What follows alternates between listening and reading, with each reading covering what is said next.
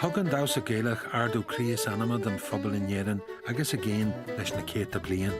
Cé go bhfuil agin gur na Gaeile Damhsa is bag chur síos nó tafad a bhharan ón teanna am in Éireann a thugann le fis gur út sé sin álaí.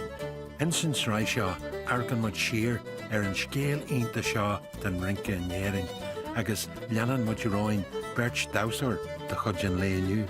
Tá Niamh Taylor ó bhfuil fearste cos cuain ag gol san nomiacht don na cúigiú corn dónda sa rinca Gaelach agus tá Pádraig go Dubhain Damhsair Sean Nós ó Chéarann a Conamara a ghlacu páirte a gomartas Damhsa Sean Nós in san Oireachtas.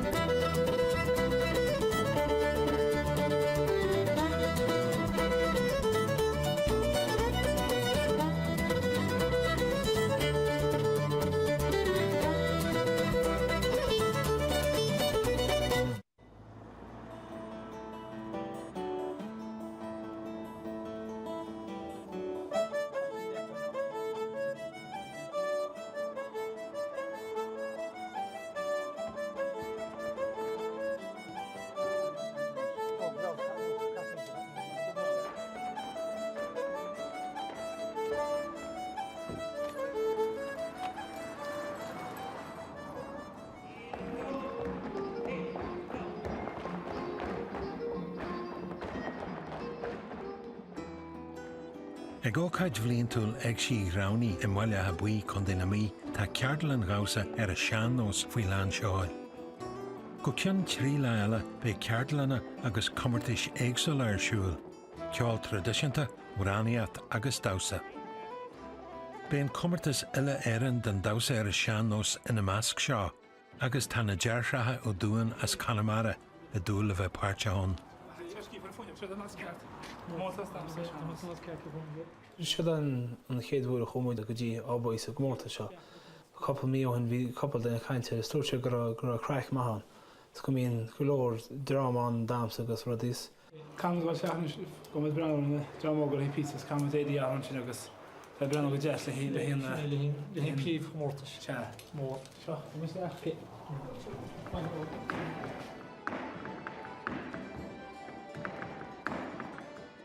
Cleachtú den chéad scoil atá san chomarta seo dar le Pádraig go Dubhain. Is sin spricathe go héin ná bheith páirteach a gomartas an oireachtais a bheith son go lua. Tá sé go an nomiacht le na dhearthar Gearóid aniu, fear a thug leis príomhthúis an oireachtais an narí. Gáilligh comórtasí le Gearóid, chuidir na bortaí seachar agus teann mod anlaí písa craich, ní lean comórtas adrar an hain. Má bhuachan mise, bócha me agus má bhuachan Gearóid tá bortain sásta á chéile agus feicim sa gur is rud deasa mar má bhuachan sé sin tá más sásta.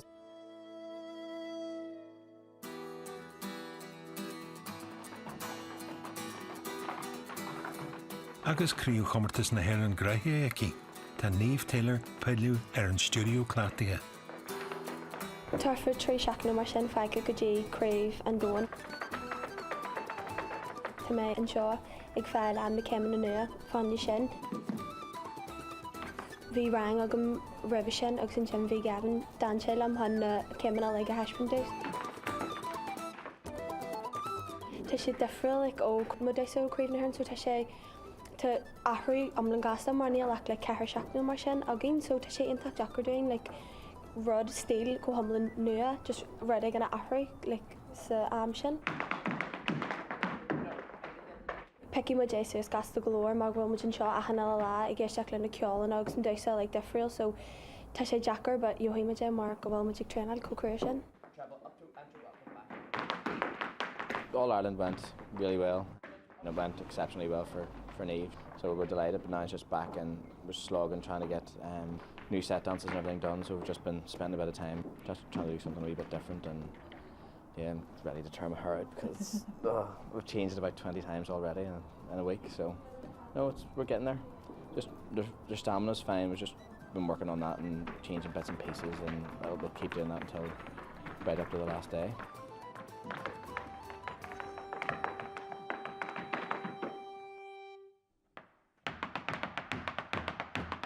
Bíonn éileamh cheinneal éagsúil Damhsa in ghaithís, sin stíl is mó rathirte sa láta aniuán ná an Damhsa amaíocht éanaire.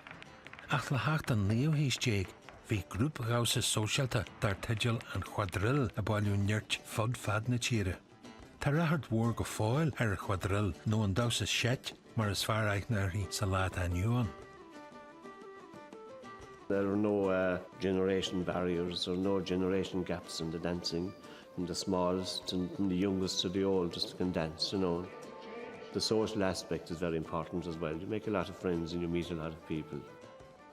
Sara Currach tús leis na céilethe mar is óil doing inisiad. Is iad na setine áitiúla a bhíoh á dhéanamh ag daoine sna ceantar dúchas a go féin. I think that the important thing about set dancing is the sense of community that it engenders. And it was done as social activity after a day's work. In rural areas particularly, there were platforms at crossroads, or there would be a particular house, like a céilín house, where people would go to sing, play music and dance. Aithnatar an dawsa seit sa láit aniuan mar rud gaelach, rud éireannach, ach tá fréamhacha a bhaid ní scapi na sin. The origins of set dancing are really in France, and after the Battle of Waterloo, when the English generals descended on Paris, they found this very attractive dance being done in the salons and ballrooms there and brought it back to England.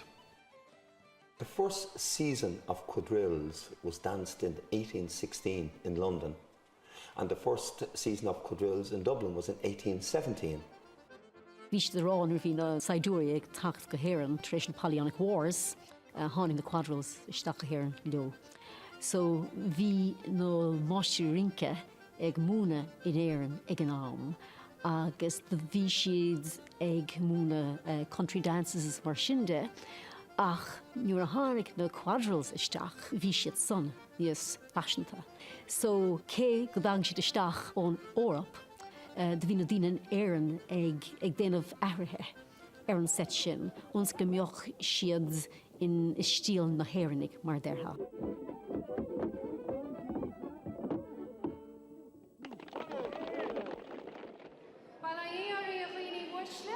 Agus bhar géad fáiltin seo inniu ag an comórtas Damhsa ar an Sean Nós, críomh na héireann atá. Amáile Athboy Janan an comórtas ile éireann den dawsa ar a Sean Nós achan chéineal dawsar a bhailú aige. Dawsarí atá golan an aníis, dawsarí ága, dawsarí dígrasa agus dawsarí eile nach bhfuil có dígrasa céirne. Tá Pádraig a cibhid ar a dhearthar Gearóid a gomórtas na líní fásta. Bei seall sagisan an gan bhfuil.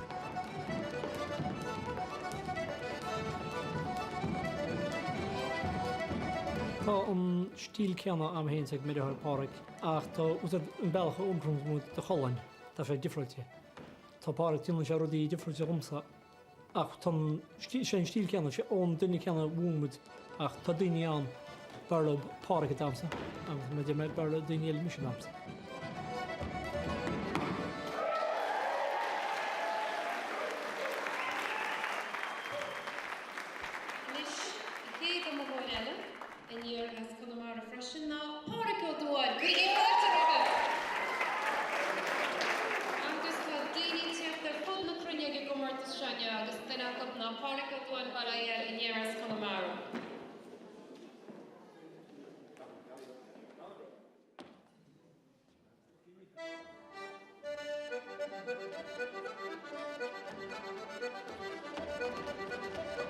An bealach tá muid gáanna sin Damhsa ceart, sin nádúr.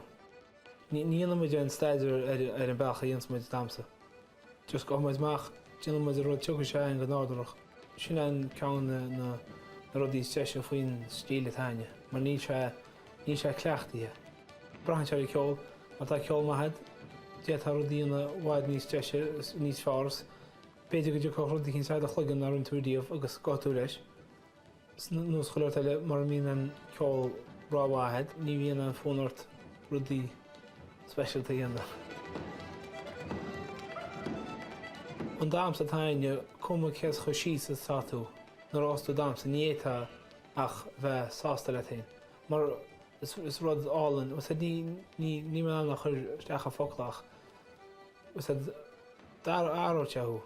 Bhí an dearmid ar choláirt bheit a bór do has a ríist.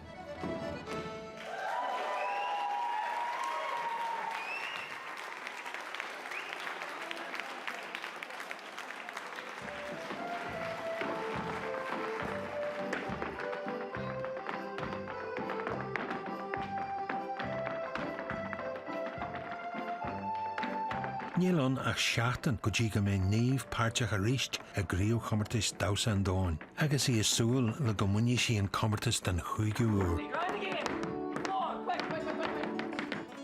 Ach tá sí mítheasta go mé ar an chleachtú áit na leafaoine a ghlacu ar fáil seáil.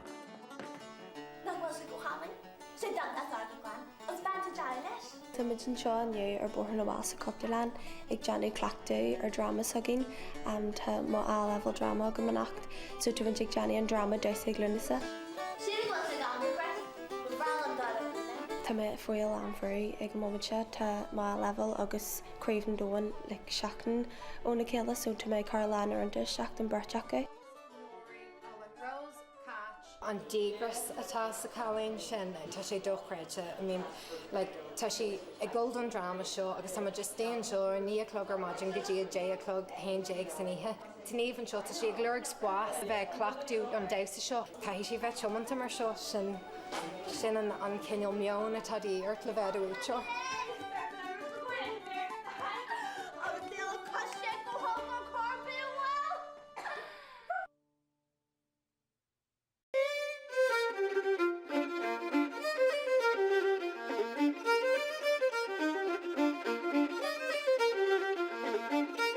Bhí mór éilú ar a Damhsa quadrille go málann san níl hís déag agus go luas sa fiú hís ins na ceantar tuaithe néireann a go hairithe. A níor dhearstart na tíre bhí rathart mhór ar na seaiteanna ar nós Orange and Green agus an Caledonian. Tá an Caledonian beá leis a gundí a chláir go fáil. Ach bhí drach cheannachar ag imeachtaí éirithe ag túsan fiú hís ar héithí na násaí seit. It was very, very popular right through the middle of the 19th century. But what happened then was that we started in this country to experience a stronger sense of nationalism. And particularly I'm talking about the foundation of the Gaelic League. People started to regard these dances as garrison dances because they had been brought back here by British Army regiments. Nuair curach chun na Gael Garbon, hí an Buail ag teacht go raibh Gruis de Cappa go raibh an nómarcha tiúncar ó hasna ar an rinca set, a gur chuir sé saidúí agus fóthram agus fuaim agus na Lancers, agus má bhí sé sin fága ar leataobh. Agus bhí anna Buail ann go gail fié, go críoch nóil. We know that in the late 19th century they were regarded as foreign by the Gaelic League and they were prohibited at the Gaelic League functions, and the Gaelic League made new dances, ironically on the model of the sets that they were prohibiting, and these were the Cayley dances that spread throughout the country. But various pockets around the country, people continued to dance these professional dances, if you like, dances that had been spread by the professional dancing masters, continued to dance them socially.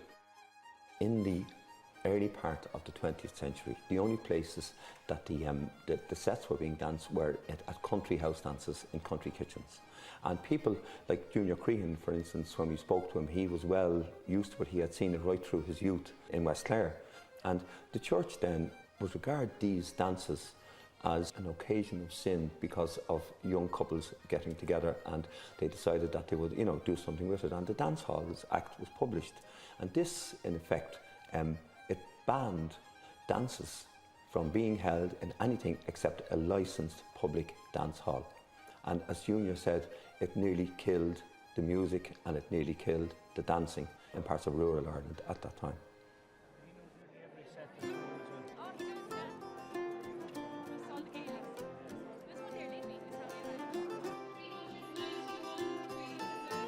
Tá na moltrí ar tí cinniú i dhéanamh ar chomórtas ile éireann den Damhsa ar an Sean Nós i Mbaile Athboy. Tá Pádraig agus Gearóid le fanat go nervaiseach, agus iad is súil le go méid grim laimhe acu ar a chorn. Tá caiideann gardú chuile bhliain. Bhí caiideann maidin is Damhsa Allán, aber even faoi 8 agus faoi 2 Damhsa gan scab níhhain bhí móltóid chu mé bailise na níhhain bhí móltóid. Bhí ceapis is go fiúin an ceolthaí se go hálan. Feice mu lúna agus. Éiste mu le Sonas agus castí ó fingers mar nervhí seo.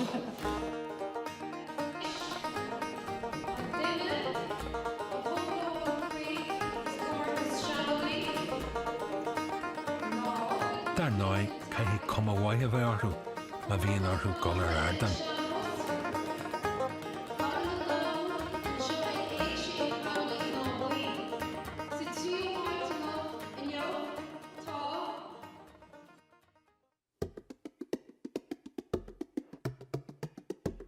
Ag an chultarnan bhuair na bhála mal fearste, tá Niamh agus a cairde nervise sola déan siad ar ardan.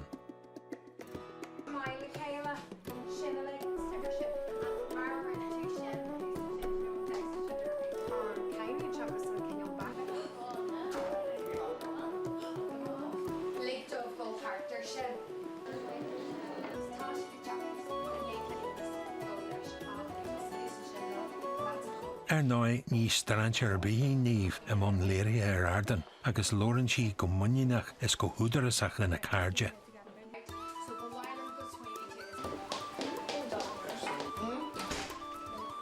We've already done the play 100 times, we'll know it inside out, right?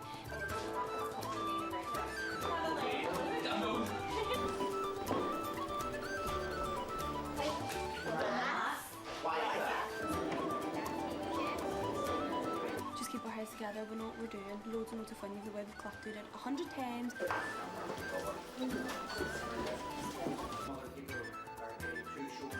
Agus bei sás, dé má multe a drinkiad agus a dar na gríomh.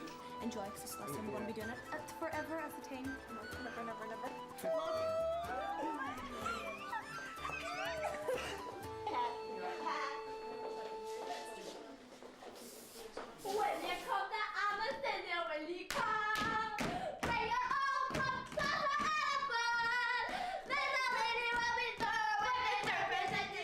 Mae hyn yn gwhomlyn dyffril o gael ar nadan ffyndig mae cod dwysa.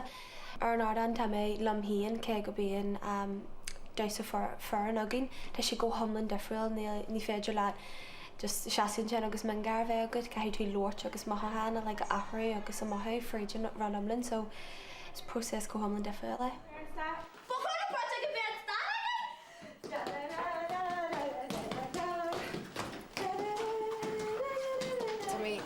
Íntaach brodó as tú le fiisiad arós. Ní féidir le daine bhána a nimniú amach as tú le sinráte, glóirte se le fécanna, bhíon príomid ahan duine ag glóirt fiúd ní bhíh deanú an páirt sin de rós, agus céicó Jackers a bhfuil sé páirt mór sin a chuir trasna.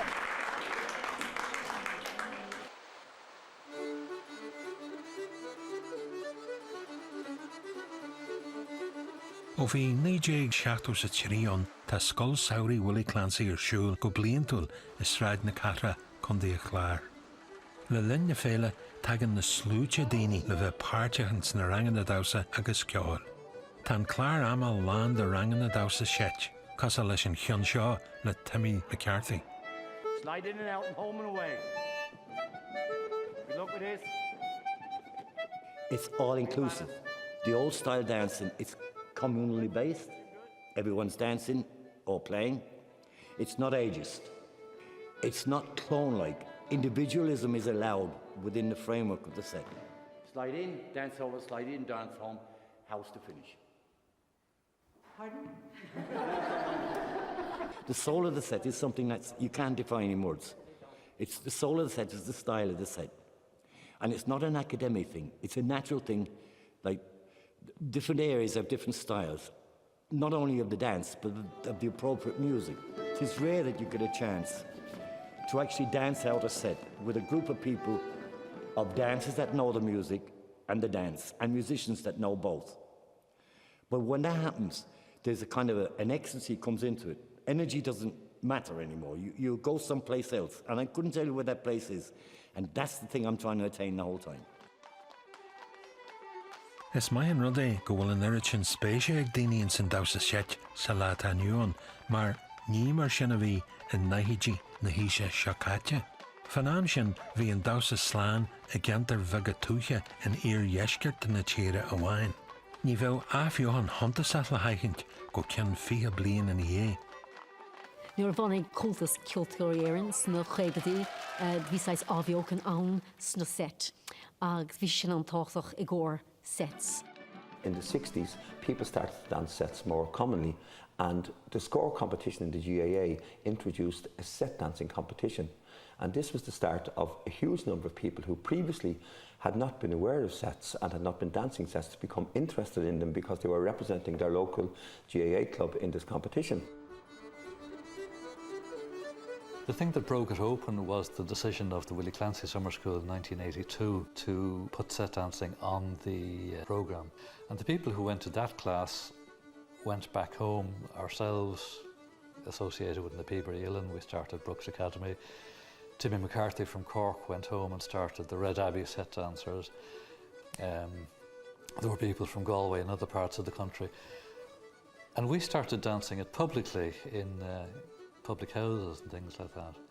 And suddenly it was visible in public locations around the country.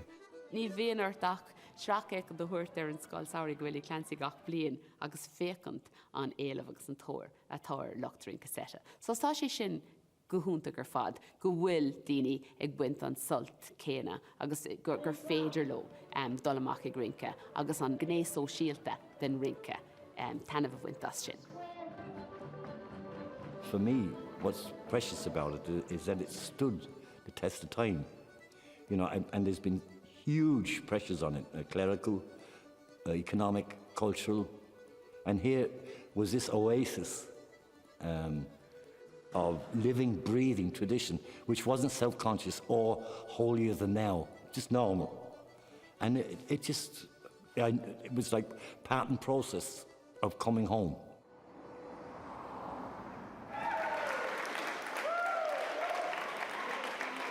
Tá an tíritheáid fógartha ag commartas ile éireann den Damhsa ar a Sean Nós. Níl fáca le fógart a an darnaid agus an chéadáid.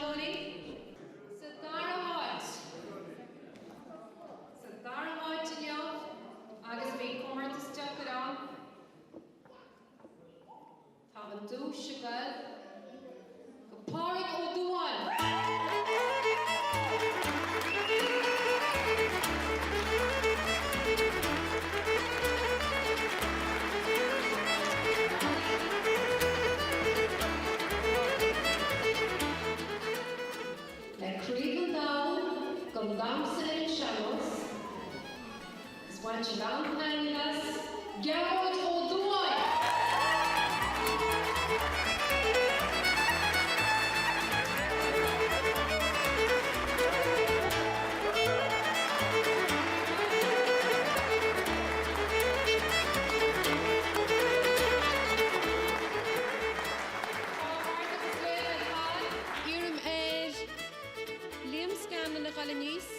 Pádraig ó Dubhain agus Gearóid ó Dubhain.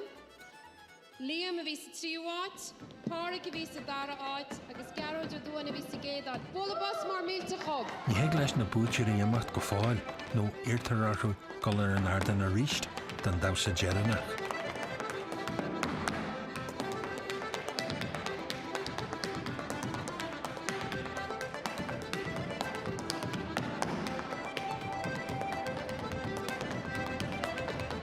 Ag an éirí seo tá na moltarí in éineach le.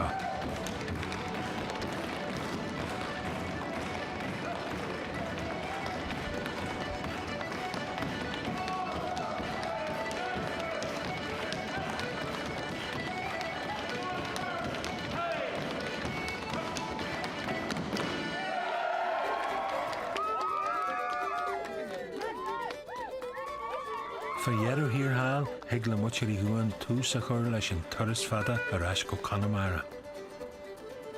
An teat an siúginn ag an oireachtas bí an deise Pádraig pís a crack a bhí aige idir na commartas. Agus tá críú commartas Damhsa an Dáin a tarla i mhaile dúthais Niamh sin bhfuil fearste.